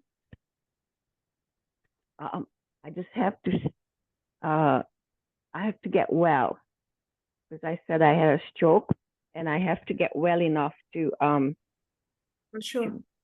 to work course, again yeah. in my industry. Yeah, focus on your health. That's the most important thing. My husband had a stroke as well 5 years ago or 4 years ago, and he's still recuperating and all that stuff. So Mhm. it can take time. Yeah, sending you healing energy, but for sure, I mean, again, love doesn't understand of barriers or of being together or not together. The connection is there, and you can enjoy the love, even if you are not meeting this person or you are not with this person. Then enjoy it. It's one of the most powerful things that can happen to anyone. Mhm. This level of Thank you Thank so you. much. Thank you, Alexandra. Sending you so much love and blessings, and yeah, good luck with your healing as well. Focus on that. That's the most important. Okay. Thank you so much. Thank you. Thank you. All right, one last quick question from Jay. Jay, you want to unmute? Just wanted to find out what my blocks are to receiving love. Could be so many. But yeah, Judith, to receiving love. Are you receiving love from yourself? I'm going to let Judith talk. No, go ahead. The first thing that I got, well, they're completing it with an image. I see you like in the Middle Ages, where men has to be gentlemen, and you were good at giving love, but not at receiving love. And this is something that you have carried through many lifetimes. It's like certain things that you experience, like losing love, losing loved ones, being in battle. I see you with an armor, but not an armor against love. Like really, you were in battle. You were a warrior. You were someone that protects. Then you kind of figured out that this thing of love doesn't last because humans don't last. Then I don't want to really invest myself because I suffer so much when someone I love disappears from illness, from I have a child. I see you as a man in these incarnations. Like my partner is giving birth and I lose the baby or the mother, then kind of shut down to receive love. It felt safe. Yes, you can give it and it feels good to give it, but there is no flow in the sense of I'm giving and I'm receiving. That it's really what love is about. If there is only half of it, it's not love. And you shut down the other part, then that means that nowadays, in the way that you can experience this, it's like being in a relationship but not being able to be totally open, be totally there, or commit, or you cannot find the right partner because you are not giving like the 100 of who you are. You are very precautious in the sense of with whom I relate, trying to protect yourself and guard yourself and your heart.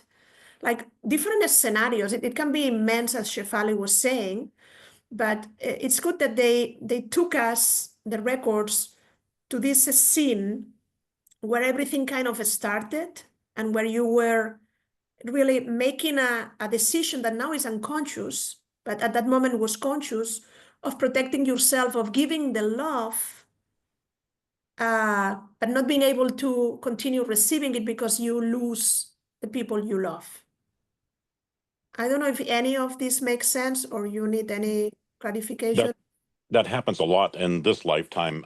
10 years ago, I lost 6 people, one person per month for 6 months, and it just really, I have not been the same since then. So it's just kind of a repeat of what happened. Because it's not learned.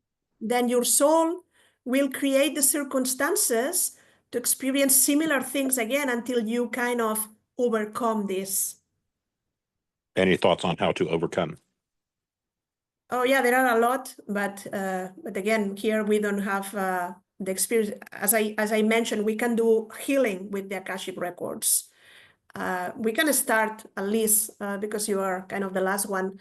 In the right hand, in the center of the palm, we have a point called main point. Let's say it helps to release the energy that is contracted integrate what you just receive to create more clarity and to create a more positive reference point regarding this. But instead of fighting against, well, just be there. I'll give you the rest of the story. You just breathe normal and let me know when you feel it's enough. Just press in a subtle way. And you are not doing anything, just allowing. They are doing the healing. Then it's kind of allowing them to take this energy from you.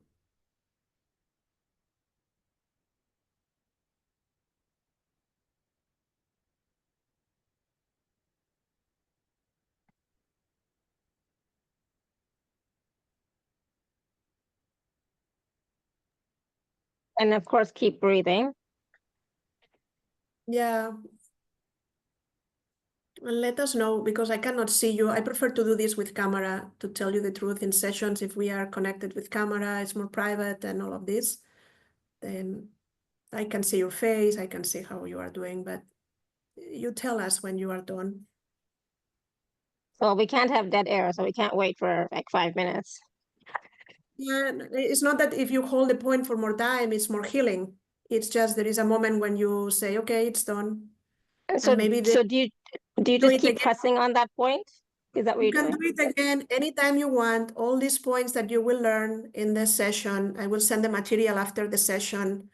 You can use them in or out of the Akashic Records, because we work with grace, and divine grace is given to anyone in the moment they ask for it. Okay. And again, anytime you want more clarity, you want to release energy, you feel stuck, you want to integrate or grace something in. Let's suppose that someone gives you something very special, very a nice compliment, a nice congratulations, then you can come and grace it in and say, thank you, I make it mine. I'm Okay. grateful. Yeah, 'cause I felt like an opening or activity in my heart space when I was doing this. You can feel the energy moving. Some people feel like tingling, like there is a movement of the energy. Other people don't feel anything, but they have the sensation something have happened. Everyone receives energy different. Then Right, not that's because true. you feel anything doesn't mean that nothing happened. It's not, it's like that. Some people Yeah. are more sensitive.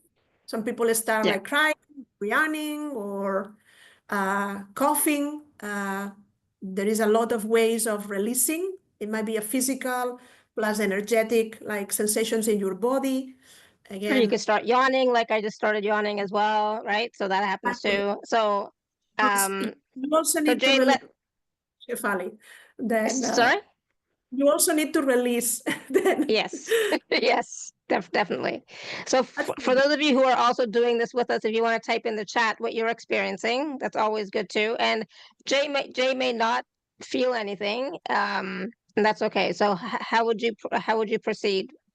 Like what's well, I mean, Jay, I would continue doing this from time to time and see what starts to change, yeah, Okay. there are many. because we can't Go ahead. stay on here and wait for half an hour. So Sure. Some sadness came up for me. Yeah. There is a point for releasing emotional, like directs the consciousness to disconnect and clear emotions. You can go, it's under the small finger, Jay. And for anyone that wants to do the same, under the small finger, any emotion that you want to release. Oh, goodness, I'm still yawning. Yeah, that's awesome, Jay. At least you had that awareness, so that's good. So you know it's working. That's Great. good. And then, it's a bigger story. Of course. It Yeah. comes from ancestral educational patterns, how you were raised, not in this lifetime, in other lifetimes, to experience love. It was more a serious love, where it's not complicated, but it has different areas that we can cover if we talk in a private session to really help you move forward with this, because this is very important in your life. And as you say, you don't have problems, you want to give love. The problem is like being afraid of receiving, because if I establish a connection with you, I may lose you, and I don't want to. Absolutely. Makes Yeah, sense. totally. Yeah. Yeah. I felt that I think I Awesome. didn't have kids because I didn't want to go through all that stuff. It would be just too much for me. And I've known that my whole life. Yeah, Yeah, makes because sense. these have been happening many, many incarnations. You also have had lives where you were like a priest in solitude, and you know, it's then the this idea of relationships and relating, that self-love for you is easier. But relating with others and this dependence that you establish, how manage love is complicated. And this is what you are mastering. Yeah. Yes. Yes. Thank you, Jay. Thank you. That was great. It was actually very helpful for all of us. So thank you. Thank you so Um, much. just so you know, there's lots of comments in the chat too about people who started doing this, you know, pressing the main point and then the one under the little finger. So Kate, just like me, experienced so much yawning, like I still am. Linda says she felt a more open space in her heart. Right, Sarah said she felt energy in her hand and drew love from the earth and the heavens. That's awesome. Rhonda said lots of yawning with point under the pinky, because that was the one for the emotional releasing, right? Yeah. So that was very helpful. Thank you. All right, so we're like so beyond. Before we say goodbye, a present for everyone. There is another Oh, no, very we're not saying goodbye. We still have to talk about the package. Yeah, but before we move forward, sorry. This is the point. No, sorry, in the right hand. Yeah, I don't know what I'm doing. This is the point to release thoughts and thought patterns. Very useful. So don't serve you any. Okay, for everyone. Yeah. Now we can move into the. That's definitely important. So I hope you got that. This point here on the right hand is to release thought patterns, right? Yeah, thoughts and thought patterns. Yeah. Yeah, we definitely need that. Definitely need that. Awesome. Thank you. Yeah, coming. Exactly. Okay, so the package is really simple, really quick. It is a 60-minute, I think, session, Akashic Records session with Judith. Yeah, 60 minutes. So what does the 60-minute session look like with you, Judith? Like a little bit of what we just did today, but I'm sure more than that. Yeah, I mean, it's totally different because in a private session, first we will have the time. I will send you information as soon as you buy the session on that you have to prepare your topics or questions for the session. That's the most important, because when you sit still and you think about what you want to ask, what you want to talk about with the Akashic Records, you are opening your heart to really receive. The more heartfelt is your question, like in the way Jay, for example, was asking, he was totally open. I want to know what's happening. And they went right to the point. Then you're going to receive information. They don't talk and like it's general. No, they are with you. They are talk about you, about what had happened to you, give you important information. But it's different if you ask about past lives, but about this current information. You can ask for an action plan. You can even do a business plan with them if you want, or ask them, how do I pay my debt? It doesn't matter. They will help you, give you guidance, give you healing in whatever you want. Then as soon as we connect, I will explain you exactly how the session works in a practical way. Who are these beings? What are we going to do? And all of this. You have here, for example, suggested areas of life to develop questions. No? Current life circumstances, spiritual growth, interactions with family, friends, patterns or behaviors that you cannot stop having, or even dreams. I work with dreams. Dreams also are very important for me and my life. Is the way these soulmates show up into my life. Then instead of doing dream interpretation, we can use the Akashic Records to talk about recurring dreams or dreams that you are having, because they contain important information. Then if we have to do healing during a session, I will guide you through the process. And when we finish the session, I will send you an email with the material that we have used, these prayers, these points, exactly where they located. Then you don't have to memorize all of this. Then the session is all in one. We will have like 60 minutes of like proper session, plus the explanation and saying goodbye and all of this. It's a very powerful and nice session. And I have to say that the Akashic Records changed my life and transformed my life. There are people also in the call that have worked with me, and you can go to my website and see, even here, Shefali has all the testimonials, and you can see what to expect, what is this Akashic Records consultation. We haven't mentioned what are the Akashic Records, but it's just a field of information where everything about you is recorded. Everything has a record, a house, an event, a wedding, a relationship, and you. Then we can tap into this information and download exactly the answers of the questions or topics of conversation that you wanna have. And it seems like complex, but it's really a very easy session, very interesting. And I have seen really big shifts in people. Some people have said that this is bigger than 10 years of therapy. Like I have found out more information and ways to transform my life. But really, again, you have to be there. This has to be a gift for you, something that you really want to do. And this is not a psychic reading or a intuitive reading, even if it may seem. We know exactly where are we receiving the information, where it comes from, and we have a process to do it. And as you can see, it's easy for me. It's not that I'm gifted. I also teach classes to people, then you can learn how to do this. And everybody can channel. And maybe I have more experience or I have doing it for many lifetimes, but seriously, everybody can do it. Awesome. Thank you. And obviously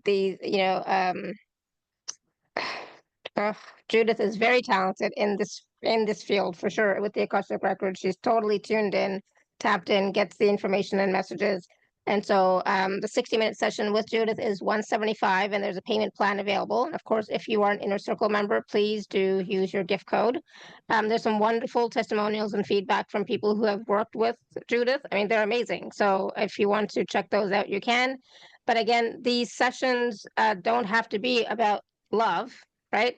At all. It could be about anything. It could be business. It could be healing, like physical stuff.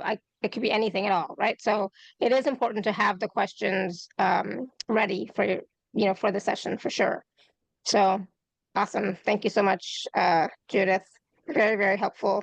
Even today's call, there was so much information that came through for a specific person, but even those messages, some of them were universal and relevant to all of us and can help us as well, right? Yeah, we learn from others, and even though we have been talking about love, but from different perspectives, and I also learn in every show, in every consultation I do, in every class from others. Then thank you, and again, it's a great opportunity. This is a 50% discount of the. Yeah, absolutely. So please do take advantage of this session with Judith. Like again, they're so powerful, transformational. They give you answers, clarity, next steps, whatever it is that you are looking for. They can definitely help you on your path and on your journey, right? So, oh my goodness, and so of course, I will send out the recordings in a little while. But go back and watch and listen, because again, there's so much information here. There's so much guidance here for all of us. And it's helpful sometimes to go back and listen again, because sometimes Judith gave so much information for a person that even they didn't catch it all the first time that Judith said it, right? So you have to go back and listen again so that you can get the information, deeper meaning of it sometimes, right? Yeah, because our expectations, our fears is an important topic. We have been fighting with this for a long time. Then, yeah, we are receiving information, but sometimes we hear something that it's not exactly, or we are not able to hear the 100%. And when you have the recording, we also will record the private session, because in an hour there's so much information that you will receive that it's like watching a movie for a second time. You already know what it's about, the movie, you know the script, and then you can pay attention to the details and listen between the words and all of this. But yeah, sure, listen to the recording of today's. Yeah, absolutely. It'll be really helpful. And of course, use those points, right? So the middle point, the under the finger point, the middle finger point. Sorry, Anushka, we've already been here over 2 hours. We can't really go much longer. I would love to, but I can't sit anymore, unfortunately. But yeah, so we will again send the recordings out in a little while. Go back and listen, and maybe whoever had the question, Katrine's question, will be answered during the recording. So go back and watch and listen, and maybe the answer is there for her as well. Goodness. Okay, so it's Thursday. So have a great weekend, everyone. And until next time, may you continue to be blessed with an abundance of joy, peace, love, happiness, prosperity, and radiant health. Sending you all so much love and blessings. I think I might have pulled something in my back shoveling this morning, so it's like I can't sit anymore. So thank you so much, everyone. Thank you, Judith. This was brilliant, so helpful. So thank you. Feel better. Lots of love to everyone. Thank you so much for being here. A pleasure being with all of you tonight or today, depending where you are. And Shefali, take care of yourself. Yes, thank you. And thank you, everybody, for all your questions, because they were really helpful for all of us. So thank you. Thank you, everyone. Until next time, may you continue to be blessed with an abundance of joy, peace, love, happiness, prosperity, and radiant health. Sending you all so much love and blessings. Love Bye you, for now. sweetie. Bye. Oh, thank you, Linda. Love you too. Bye. Bye.